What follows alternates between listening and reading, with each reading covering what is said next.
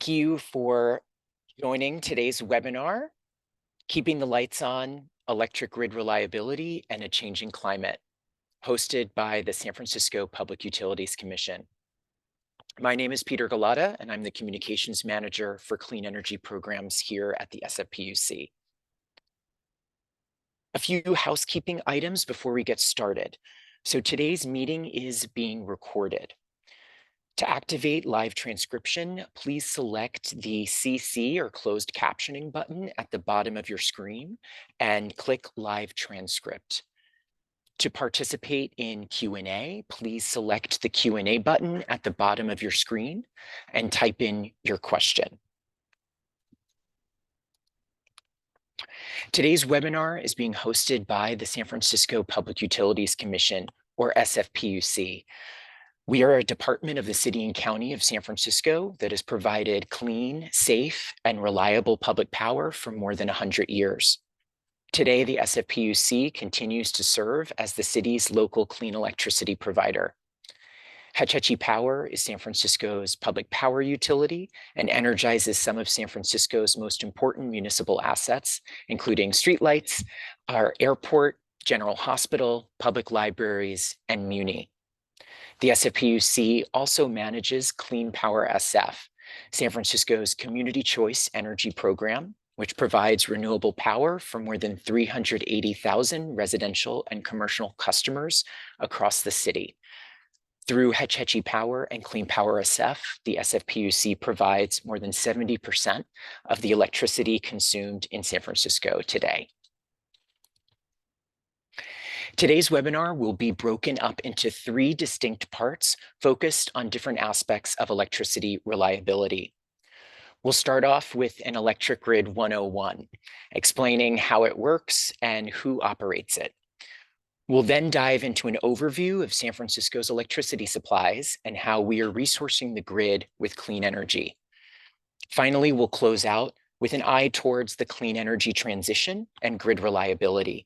How do we ensure the grid is ready for changes in electricity demand and changes to our climate? We will then open it up for Q&A with our panelists, and we will answer your questions. As a reminder, please use the Q&A function in the menu bar to submit questions. We will aim to answer as many of your questions as we can during today's webinar. So to kick off today's webinar, I'd like to introduce our 3 presenters today, all of whom I have the pleasure of working with here at the San Francisco Public Utilities Commission. Sid Carter is a utility specialist on the risk management and business analysis team at the SFPUC. He's worked for electric utilities and energy developers such as Apex Clean Energy, SCE, Pacific Corp, and NV Energy in similar roles that focus on economic, financial, and quantitative analysis and risk management. Julia Olguin is the Director of Power Origination and Supply at the SFPUC. Julia is a seasoned energy decision maker with an extensive career across the energy value chain, including energy trading and midstream operations. In her current role, Julia leads renewable energy trading and origination for the City and County of San Francisco. Julia values the mandates of the state of California for renewable energy and strives to achieve a cleaner, more energy efficient future. And last, Firas Abou-Sneineh is a utility specialist for power regulatory and legislative affairs at the SFPUC. He focuses on representing SFPUC's interests on a variety of issues, including resource planning, reliability, and clean energy transition. Prior to working for the SFPUC, Firas worked for the California Air Resources Board to implement and run several important statewide programs to accelerate decarbonization in California. So with that, I will now turn it over to Sid Carter, who will begin today's webinar with an overview of the electric grid. Hello, and thank you for being here today. My name is Sid Carter. I'm a utility specialist with the SFPUC on the risk management and business analysis team. I'll be talking about how the electric grid works in California. Slide. We use electricity every day, whether it's to charge a phone, to bake cookies, or to light the dinner service at your restaurant. Electricity powers your everyday life and it powers our economy.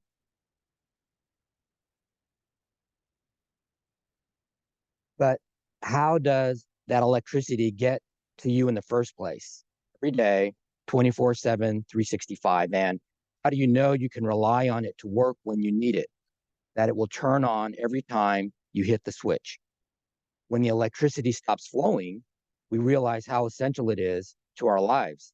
When it stops flowing, we can face mobility, public health, and safety challenges, from spoiled food in the fridge to phones running out of juice to non-working traffic lights. Significant power losses can bring everyday life to a screeching halt. The electric grid's primary role is to move electricity safely and reliably, with an emphasis on safely and reliably over long distances from where it's generated to where it's consumed, such as to your home or business. The illustration shows the flow of electricity begins with a generation resource. Examples of generation resources include solar arrays or wind farms or a natural gas power plant or Hoover Dam. The electricity flows practically at the speed of light on the grid and is effectively consumed instantaneously. The grid is an interconnected, massive network of poles and wires, some above ground, some below, that connect generators and loads. A home or a business that consumes electricity is called load. Tall towers guide high voltage transmission lines that carry power over long distances. Distribution lines are the T-poles that you see in your neighborhood that help deliver lower voltage power to your home where it's consumed. California has one of the most advanced electric grids in the world. Its utility scale solar resources led all states in solar generation in 2022. Its grid has thousands of sensors for real-time monitoring, and more than 150 different companies and public entities interact with each other daily through the grid. The resource mix on California's grid includes natural gas power plants, nuclear power plants, geothermal power plants, hydroelectric power from resources like Hoover Dam, and solar and wind generation resources too. Renewable energy is increasingly providing electricity to people in California. Solar and wind met 30% of the state's power needs in 2022 compared to less than 10% in 2012. The California Independent System Operator operates California's electric grid. CAISO is a not-for-profit entity whose main role is to ensure the safe and reliable transmission of electricity on the power grid. CAISO has no financial interest in any segment of the grid. CAISO was created to provide the same electricity access to all California customers in 1998 as a result of state legislation, a bill called AB 1890. Prior to the creation of CAISO, vertically integrated utilities owned and operated the grid's transmission lines, as well as the distribution lines and generation assets. CAISO manages and operates most of California's electric grid and a small portion of Nevada's electric grid. It serves approximately 32 million customers and delivers over 260 million megawatt hours of electricity each year. In the map on the left, the gold color represents the area that CAISO oversees.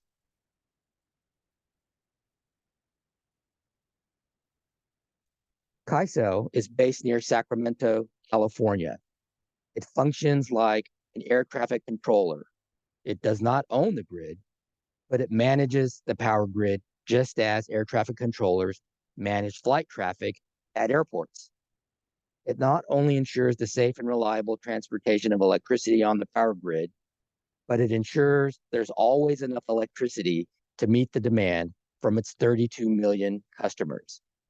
The electric grid is a one-for-one system, meaning every electron put on the grid is consumed practically in real time. There is never too much supply on the grid. For the grid to balance supply of demand and for the grid to balance supply of and demand for electricity must be identical. CAISO uses a variety of tools in order to keep the electric grid in equilibrium. For example, anticipating that during a heat wave, there will be too much demand and not enough supply, CAISO will issue calls for energy conservation or even institute rotating power outages to reduce demand. When there is too much electricity supply, CAISO will ask power plants to curtail generation or to even go offline.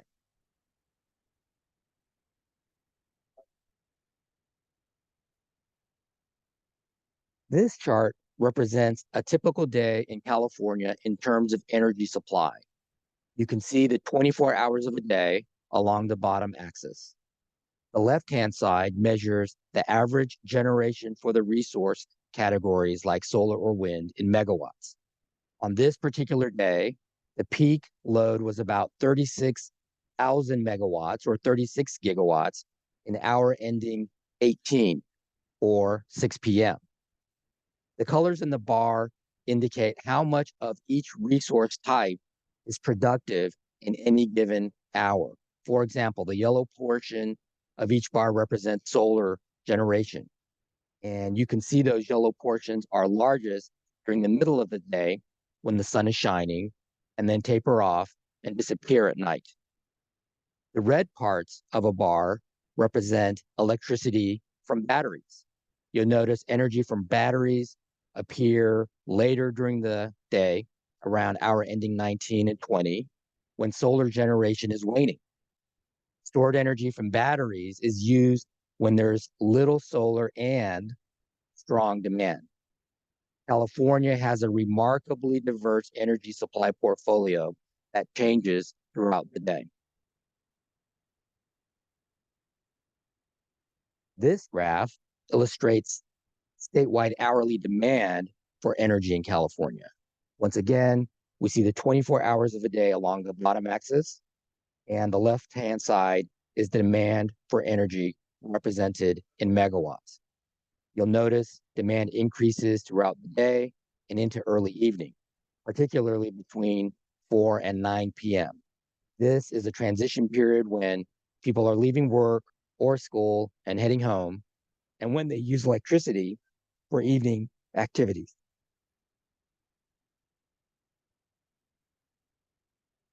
The transition to a cleaner supply portfolio is presenting new challenges to operating the grid.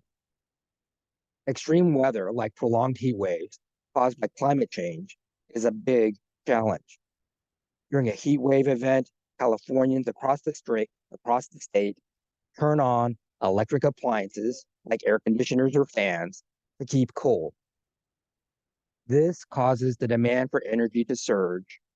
We saw such surges during last September's 12-day heat dome event, which was the most severe heat wave ever recorded for a California September. Wildfires pose a problem for the grid too.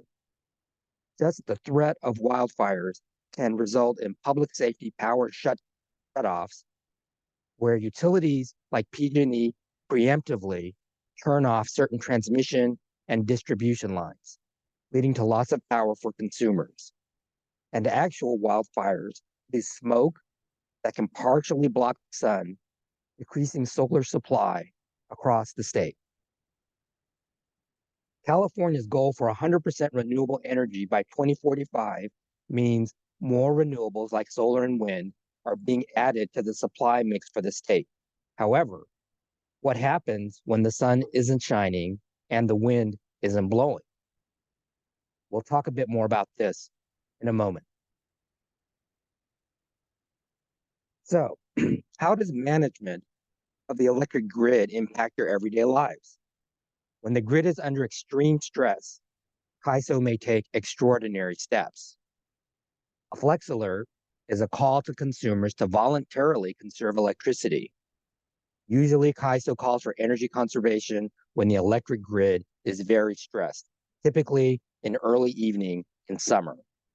CAISO may also need to resort to rotating power outages if there is an extreme increase in demand or decreased supply.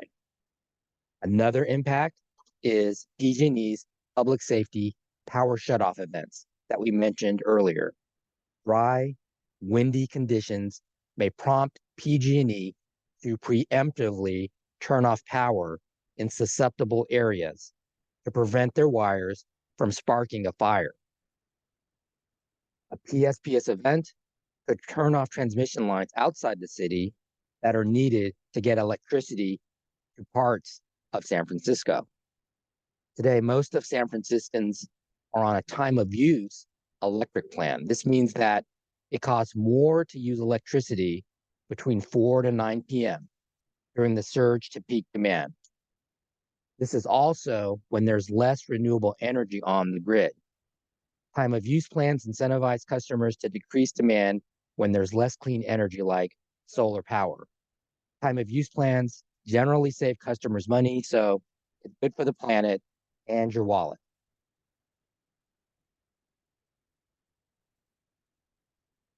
As we rely more and more on the electric grid to power our lives, there are opportunities to enhance the grid's delivery potential while managing demand. With battery energy storage systems, the grid can satisfy peak demand in the early evening with clean energy stored during the day. Distributed generation systems, such as solar panels on residences, provide a local energy source and reduce reliance on California's electric grid. When distributed resources generate more energy than required by the host, the excess energy can be pushed onto the grid. Investments in energy efficient appliances or shifting to smart electricity panels can also make a big difference in helping to reduce the strain on the grid. Reducing how much energy we use and when we use it will be key in managing grid demand. New resources and technologies continuously enhance the electric grid's ability to deliver clean, reliable energy to Californians, despite challenges posed by climate change. One of those technologies is battery energy storage system, which, as seen in this graph, has been the main source of new capacity since 2021. Batteries are critical as California develops a backup plan for extreme weather events or natural disasters. Batteries provide the grid with resilience to deal with extreme weather events.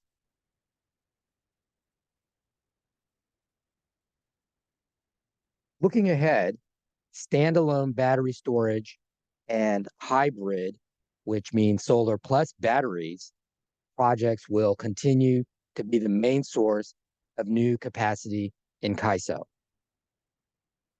Thank you.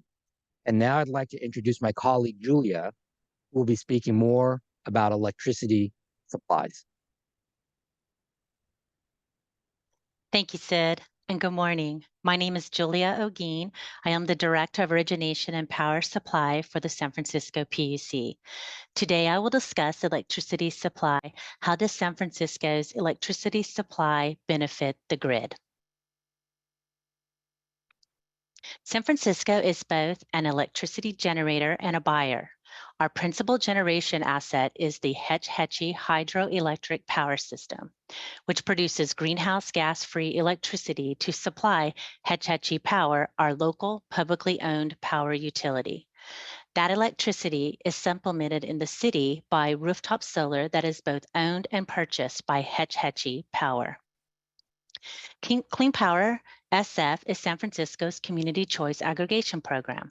which began serving customers in 2016. Today, Clean Power SF serves its customers from both power purchased from third-party generators and power generated from the Hetch Hetchy system. We'll get more into these sources of supply or power portfolios in a moment. This is the Hetch Hetchy water and power system. The Hetch Hetchy system delivers high-quality drinking water to the Bay Area and San Francisco. In the process of doing so, it generates electricity entirely from the forces of gravity.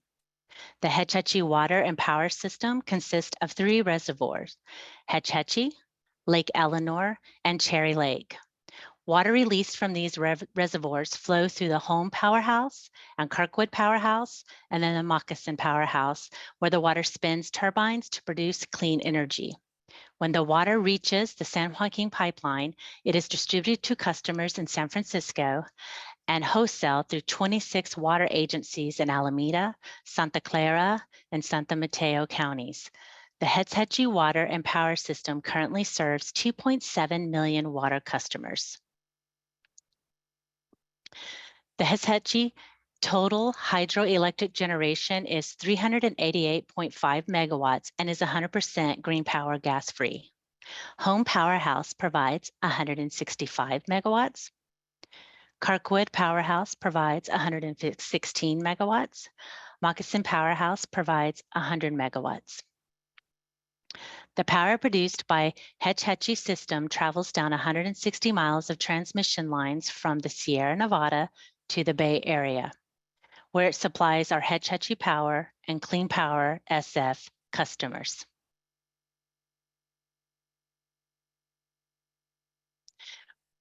When it generates more than the San Francisco PUC needs for its retail customers, excess Hetch Hetchy supply is sold in the wholesale energy market during the months of January through July.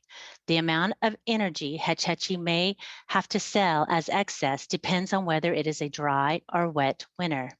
The San Francisco PUC often purchases power during the months of October through December to cover any shortfalls in the Hetch Hetchy available generation. During recent periods of extreme heat, when the power grid has been strained to its limits, San Francisco has been able to help by generating more power from its Hetch Hetchy system. One such event occurred in mid-August of 2020. The Hetch Hetchy system helped the CAISO avoid rolling blackouts, or what the CAISO calls a Stage 3 event. On August 14, 2020, the CAISO issued an alert that rolling blackouts may become necessary to keep the grid in balance. In partnership with the CAISO, the California Energy Commission contacted the San Francisco PUC and asked if the Hetch Hetchy system could increase its generation to support peak demand on the CAISO system, which were anticipated to occur between the hours of 4 p.m. and 9 p.m. Ultimately, the Hetch Hetchy system was able to ramp up approximately 150 megawatts for different periods from August 14, 2020 to August 20, 2020. Hetch Hetchy's efforts, combined with the support from other generators and consumer demand reductions, help minimize the need to conduct rolling blackouts. Clean Power SF is San Francisco's community choice aggregation program. Launched in 2016, we serve more than 380,000 residents and businesses today. Now let's look at Clean Power SF's program. Clean Power SF is on track to provide 100% clean and renewable energy to all customers by 2025 and continue to make new clean energy investments across the state. Here's a snapshot of how Clean Power SF's energy mix will evolve over the planning horizon. Our actual mix of electricity supply resources in 2022 is presented on the left. And you can compare that to the mix of projected for Clean Power SF in 2035 from our most recent integrated resource plan, which I will discuss in a moment. To reach our goals, we will need to plan accordingly and provide strategies that optimize Clean Power SF's electric portfolio for the benefit of our customers, using proven resources that will help sustain the reliability of the grid. California has adopted an integrated resource planning framework that requires all electricity providers within the state to prepare a long-term resource plans on regular basis. Integrated resource plans, or IRPs, are a standard utility practice involving forecasting electricity customer demand and evaluating supply resource options to deliver reliable and cost-effective electricity to customers while meeting other policy goals. Under state law, Clean Power SF is required to prepare an IRP every 2 years, while Hetch Hetchy Power is required to prepare an IRP every 5 years. We use the IRP process to guide our long-term resource commitments, whether that be to contract or to own.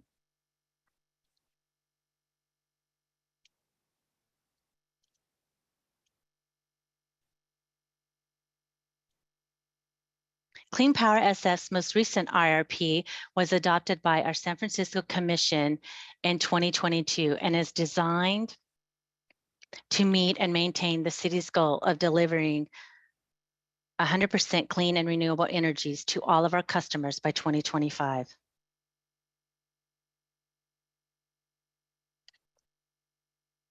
The chart summarizes Clean Power SF's annual electric energy mix from 2022 to 2035.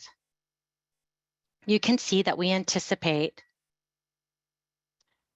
Clean Power SF's energy mix to be about half solar energy beginning in 2026, with electricity generated by geothermal, wind, hydroelectric resources making up the bulk of the difference.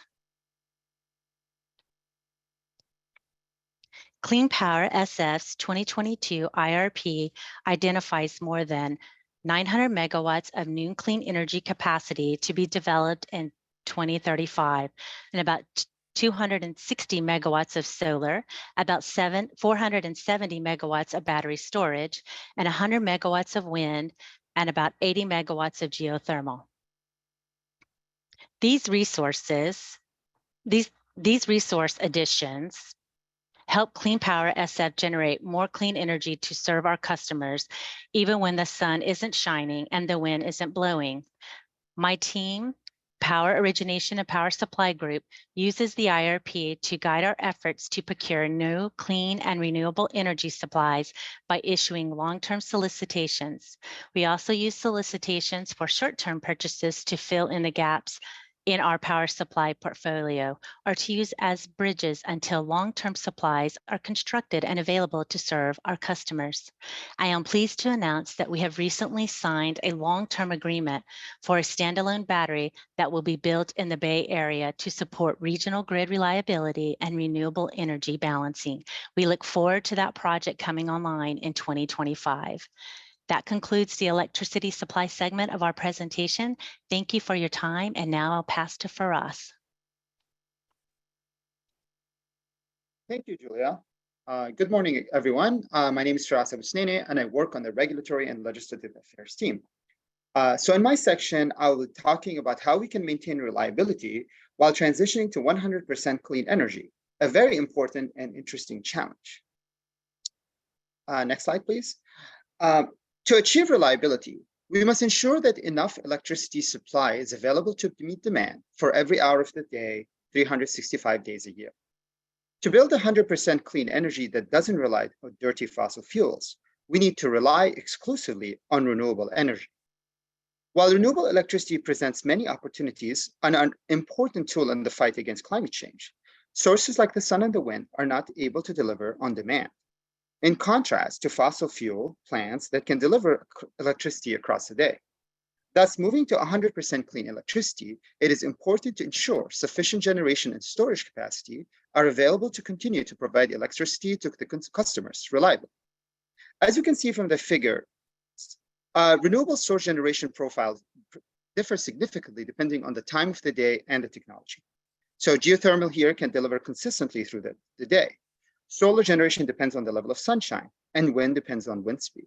Hydro is dispatchable, which means that the amount of electricity can be increased or decreased as needed, and makes it a really valuable resource in terms of reliability. In addition, renewable energy depends a lot on location. Some locations are, for example, sunnier or windier than others, and are better suited for that type of generation. Geothermal resources are only accessible economically in certain locations. To use these resources, we must build sufficient transmission facilities to these locations. However, this presents additional challenges because transmission projects are expensive and can take a long time, even more than 7 years to complete. Next slide, please. So different technologies bring different pros and cons. The following table summarizes these and shows why it's important to have a diverse portfolio. As you can see, no single electrical generation technology offers a silver bullet. A word of caution about this table that this intends to provide a simplified look at the different attributes for each technology. However, there are a lot of variation within each category. For example, let's look at geothermal. It offers excellent reliability attribute, is renewable, and emits very little climate change causing greenhouse gas emissions. However, geothermal is expensive to develop and can be accessed in limited areas. Hence, it requires substantial transmission upgrades to access. Wind, on the other hand, is relatively more abundant and less costly. However, it doesn't deliver electricity when the wind doesn't blow. Offshore wind and out-of-state wind in many instances can provide substantial improvement to reliability. However, both require substantial transmission upgrades. And in the case of offshore winds, it requires substantial improvement in infrastructure to service these generators. Next slide, please. To achieve the clean transition while maintaining reliability and increasing electrification will require a lot more capacity in California. Several study processes, which are updated regularly, are conducted by different state agencies to forecast what sort of capacity is needed to serve California, such as the California Air Resources Board Scoping Plan and the joint agency's SB 100 studies. Here we can see an example result of the study, and this one is from the 2022 CARB Scoping Plan. In this figure, we're looking at the total estimated electrical generation capacity that is needed to achieve California's ambitious goals. First, note that the capacity will need to more than double by 2045. Second, note that the large increase in renewables, especially solar, which is in yellow. This will result in a large amount of excess energy during the day, during the middle of the day. For this energy to be used in later hours of the day when it's a lot of times more needed, storage in purple also will need to expand dramatically to allow supply to match demand and achieve greater reliability. Next slide, please. To access these resources and to accommodate the large increase in capacity, transmission network will need to be expanded. This map shows a high-level overview of the transmission that is needed to meet California's 24/5 goals. The figure shows that a lot of new transmission in the state is needed to access a variety of resources. And here's a few examples. So more transmission to the Central Valley to access wind and solar resources, more transmission to access offshore wind in Morro Bay and Humboldt, more transmission to access out-of-state winds from Wyoming, Idaho, and New Mexico, and more transmission to access geothermal resources in the Salton Sea. Additionally, we see that the substantial retirement of gas will occur in major urban centers such as the Bay Area. This means that more transition will be needed to provide electricity reliably from the rest of the state to meet the Bay Area needs. Next slide, please. As we saw from the previous slides, a lot of development needs to happen quickly to accommodate the massive generation and transmission development. To that end, several efforts in the state and federal levels are being undertaken to expedite approval and construction of these projects.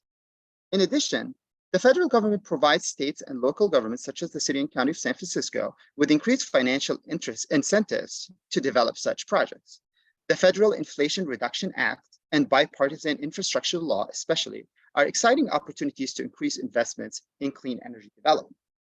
More so, in the last two state budgets of California, the state committed significant funding to procure electricity and fund programs that will enhance reliability in the medium run. In terms of transmission planning, state agencies and CAISO are working on several important regulatory changes and enhancements to ensure more effective transmission planning and implementation occurs. Next slide, please.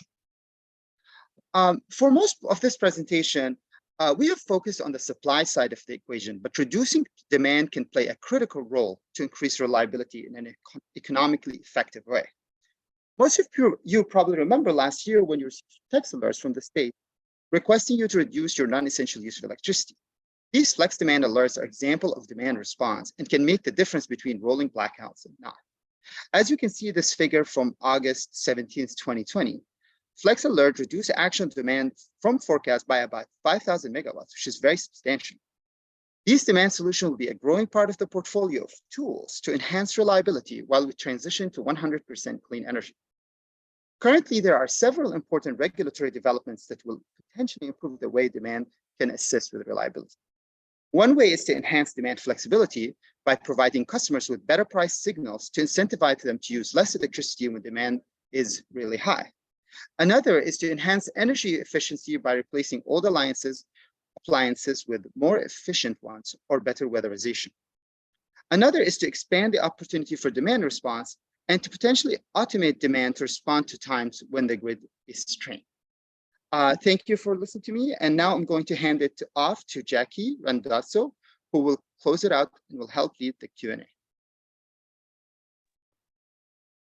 Great, thanks so much for us. Good morning, everyone. My name is Jackie Randazzo, and I am a Senior Communication Specialist for Power here at the SFPUC.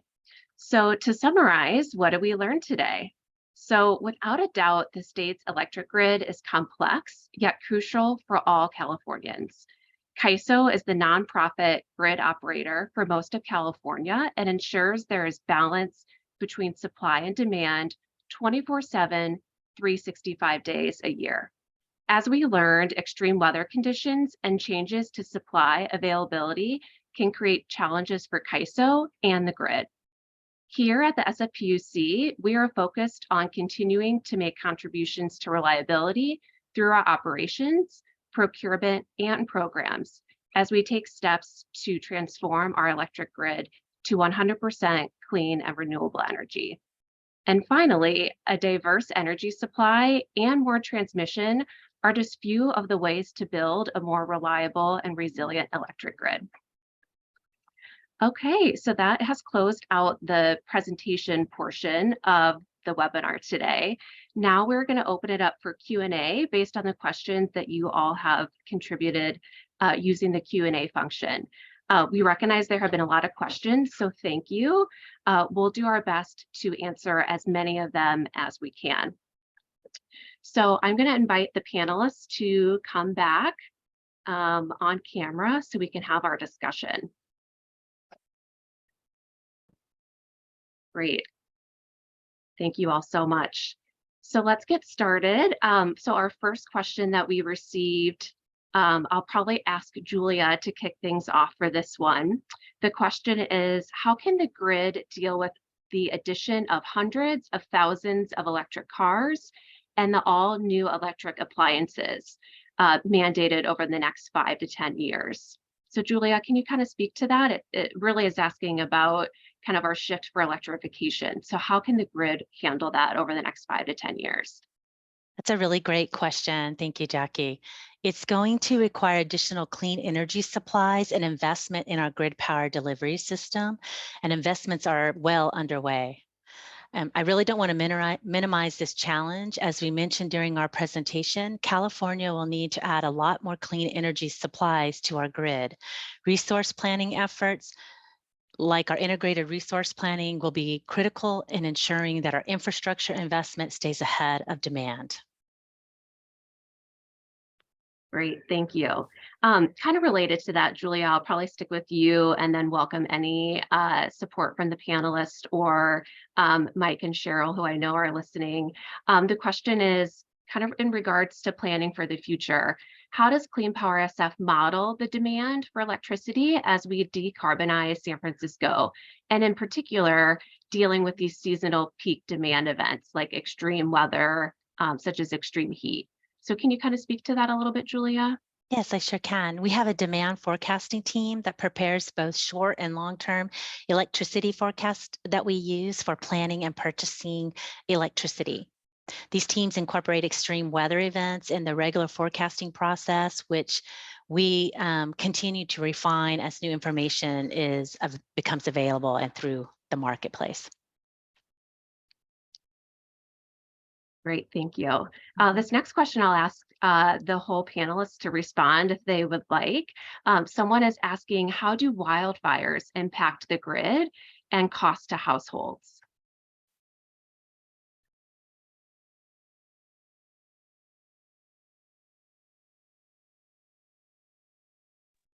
Mike, I see that you jumped on. Do you want to take that one?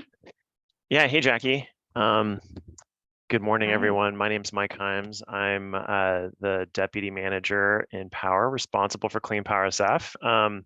This is a great question, an important question in California, where, of course, we are dealing with wildfires now every year. Wildfires can impact the grid in a number of ways.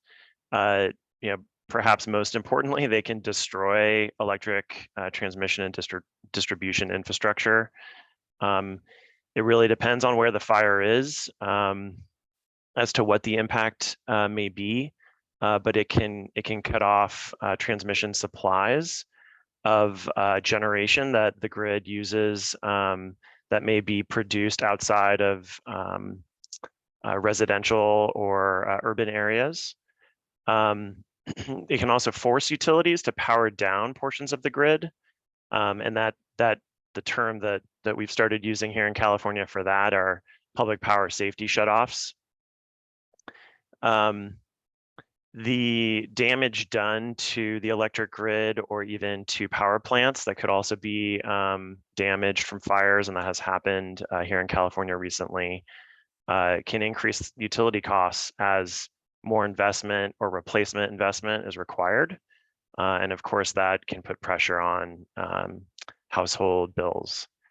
This is certainly a big deal here in California, and it has impacted PG&E's rates.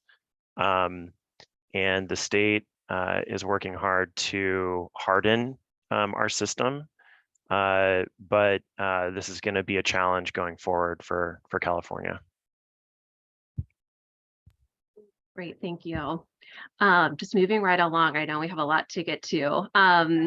Someone notes that though solar and wind met 30% of California's needs in 2022, we still need to bring a lot more clean energy to meet demand.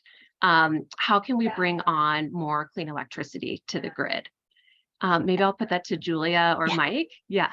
I can answer that, Jackie, thank you. As for us, and I mentioned during our presentations, we are working very hard to bring on more clean energy supplies to serve Clean Power SF customers, as is the state of California through the integrated resource planning and procurement process.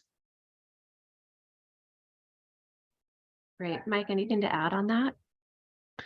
Yeah, I'll just add that, these numbers are look backs. I think it's important to keep that in mind. The state is adding significant amounts of capacity every year. Quite frankly, it isn't enough, and we know that. And so, San Francisco, our Hetch Power and Clean Power SF programs, in concert with the California Public Utilities Commission and utility providers throughout California, are, as Julia mentioned, using our planning processes to identify the needs. And I think Firas mentioned some of those resource needs that the state has over time. They're significant. So every year, California needs to add significant amounts of new clean energy infrastructure to ensure that we'll be able to decarbonize the economy over the coming decade. Hi, Jackie. May I just make an additional comment on that question? Of course. I just want to mention that battery energy storage systems, batteries are becoming increasingly important as we add clean energy generation to the portfolio, because as we all know, solar and wind are what are called intermittent resources, and they're not reliable in the sense that you always know when the sun will be shining and when the wind will be blowing. So to the extent we have batteries, then when the sun is shining or the wind is blowing, the energy can be stored and then used like reliably because batteries are 100% dispatchable. Yeah, great addition there. Thanks, Sid. I'm going to move on to this next question, which I think is a great one. So thank you to whoever asked this. I'll probably let Mike, I'll let you kick things off. Can you talk about the equity impacts of the time of use 4 to 9 p.m. window? Focus is, of course, on the customers that maybe have low incomes. And, you know, this kind of shift in behavior could be particularly challenging for them. So can you maybe remind folks what TOU is, time of use 4 to 9 p.m., and then perhaps talk about impacts to customers and what options customers have? Yeah, absolutely. Thanks, Jackie. I agree. This is a great question, a very important question. So time of use rates are rates that vary depending on when you use your electricity. So as this question points out, the state of California is really moving towards establishing rates that send a price signal to all electricity consumers to help influence when we use our power in sort of an acknowledgement that electricity costs more to generate at certain times of day. It also creates a larger environmental impact depending on when we're talking about. So the state of California has done a great job in developing more solar power on household rooftops, large-scale utility systems. As a result, that has really driven down the cost to produce electricity in the middle of the day during the daytime when a lot of us are at work. Increasingly, what we're seeing is that we need to turn on the natural gas power plants in the evening as those solar plants reduce their production. And Sid mentioned battery storage systems becoming increasingly important. That is absolutely true. And San Francisco, Julia mentioned, we're making commitments to develop new battery systems. As that type of technology becomes more available, more sort of deployed on our grid, the cost of that 4 to 9 p.m. period is expected to come down and sort of equilibrate a little bit. So part of this is sending the signal to ensure that we can, that homes are using power with a mind towards how much it costs and its environmental impact. So that's a little bit of the what and the why. On the equity side, absolutely, this is a challenge for folks who may not be able to purchase new appliances, for example, that allow them to adjust the times at which, say, they do their dishes or run the laundry or adjust heating in their house. The time of use rate is not required. So I think that that's probably the important thing to say right away for this population that may feel the burden of managing the time of use period. If you're a Clean Power SF customer, you can elect to remain or change to a flat rate. And that's the case if you're a PG&E customer today. So it's important to know sort of what options are available to you. And you can always call our customer service line to get information and support on that issue. Great, thank you. I think this next question will be for you, Mike and Julia. Someone is asking about PG&E's role in the San Francisco grid, which I think is also a really good and timely topic. So what is PG&E's role with managing San Francisco's grid? This person notes that it seems like PG&E is inherently at odds with anything SF wants to do. Can either of you kind of speak to that a little bit? Yeah, I'm happy to address it. So PG&E's role in San Francisco is first and foremost to operate and maintain the distribution system that it owns within the city. It is a little bit more complicated than that because PG&E is not the only distribution provider within San Francisco. The SFPUC is also a distribution provider for certain parts of the city for redevelopment areas and other historical areas that the city has provided its own power to. But we are enmeshed within San Francisco, both our SFPUC and our PG&E distribution system, and PG&E owns and manages the bulk of it. So it is responsible for responding to outages on its system, for making investments to ensure that it's reliable, for all of the functions that it has in any other community that it serves. I think, did I answer the question? Is there anything else on that one, Jackie? No, I think that's great. Yeah. Okay, Thanks, Mike. great. Yes. Thank you. This question I think can be, Grace, did you want to chime in? Yeah, sorry. Yeah, thanks, Grace. Camera. Hi, all. Grace Kay, Manager of Regulatory and Legislative Affairs. I just wanted to add to Mike's answer. We pay PG&E transmission and distribution rates to access their grid, and so I think the challenge that the person asking the question alluded to is PG&E being at odds with the city. And definitely one of those challenges is, as we pay to access PG&E's distribution grid, we need to, file applications with them in order to interconnect city projects. And that process can be lengthy. Sometimes there are requirements that PG&E requires that can be sometimes onerous.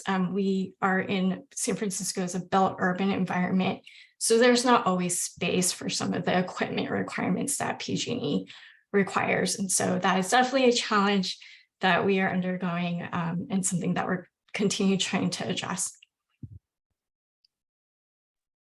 Great. Thanks so much, Grace, for coming on. And I would be remiss not to say, and I think we responded this to a question similar in the chat, that the city of San Francisco, I think, recognizes the challenges that we face with PG&E. And so that is why the mayor, the board of supervisors, and others are really advocating for the city to purchase PG&E's assets in San Francisco, and essentially result in full public power for San Francisco. And so if you're interested in learning more, you can find out about that at publicpowersf.org.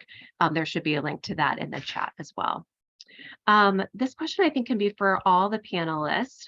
Someone is asking, what is the role of residential solar and battery installation in our green energy future?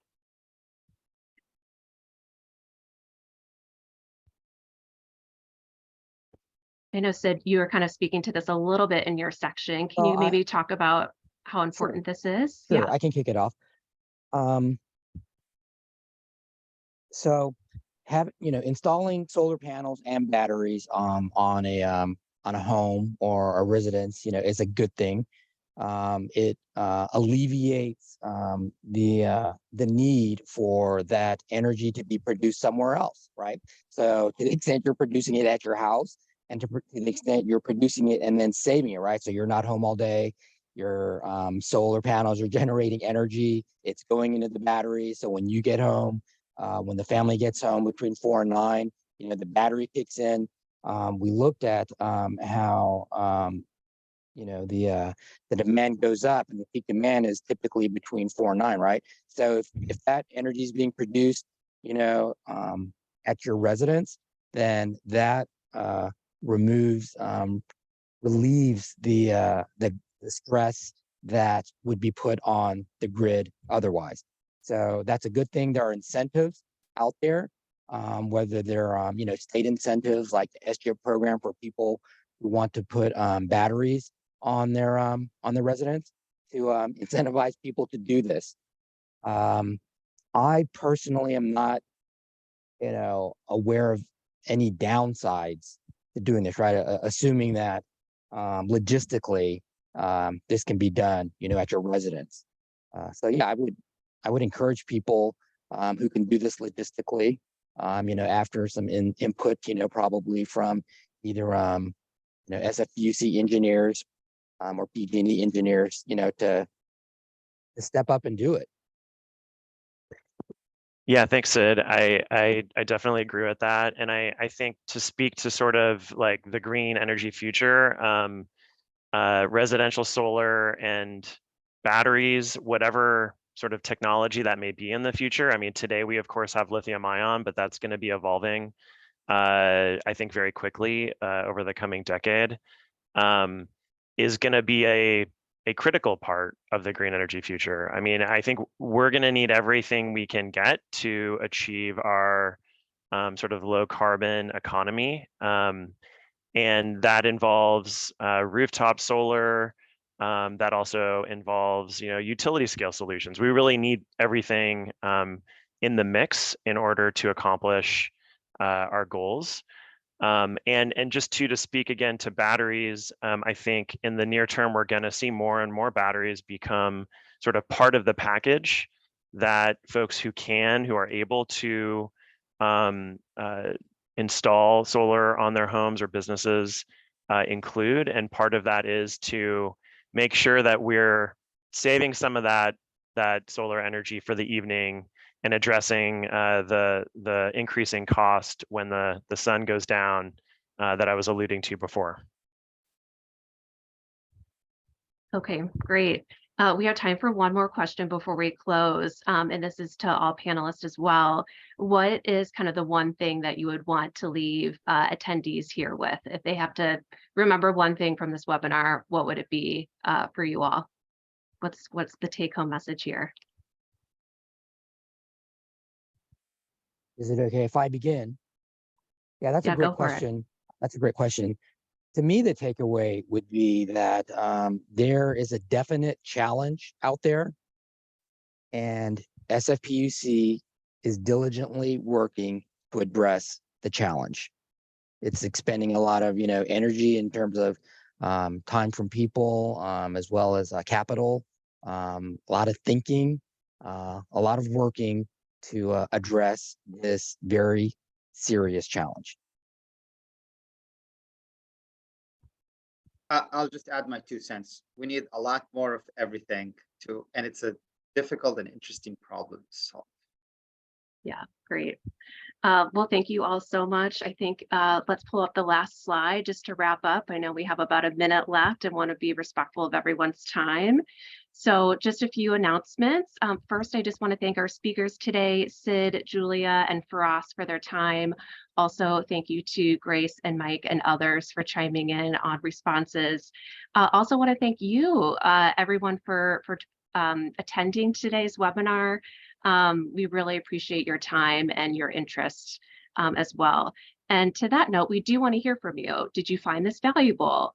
What did you like? Maybe what did you not like? We definitely encourage you to fill out our short survey, which I see a link has already been dropped in the chat. Thank you, Donald. So please, please, please take just the 2 minutes to fill that out before you log off. And finally, if you're interested in learning more about any of the topics that we talked about today, check out these links on the screen here, and this will be sent around in a follow-up email as well. So again, thank you all so much for joining today. We really appreciate it, and enjoy the rest of your Thursday. Thank you.